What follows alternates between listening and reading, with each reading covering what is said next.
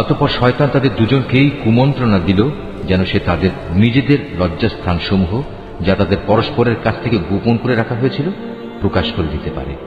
সে তাদের আরো বলল, তোমাদের মালিক তোমাদের এই গাছটির কাছে যাওয়া থেকে তোমাদের যে বারণ করেছেন তার উদ্দেশ্য এছাড়া আর কিছুই নয় যে সেখানে গেলে তোমরা উভয়ই ফেরেশতা হয়ে যাবে, অথবা এর ফলে তোমরা জান্নাতে চিরস্থায়ী হয়ে যাবে। সে তাদের কাছে কসম করে বলল, আমি অবশ্যই তোমাদের উভয়ের জন্য তোমাদের হিতাকাঙ্ক্ষীদের একজন। আমাদের এই সহজ সরল বাংলা অনুবাদ কোরআন মজিদটি সংগ্রহ করতে শরীফুল আর্ট অফ নেচার পেজে মেসেজ করুন অথবা স্ক্রিনে দেওয়া নম্বরে হোয়াটসঅ্যাপে যোগাযোগ করুন।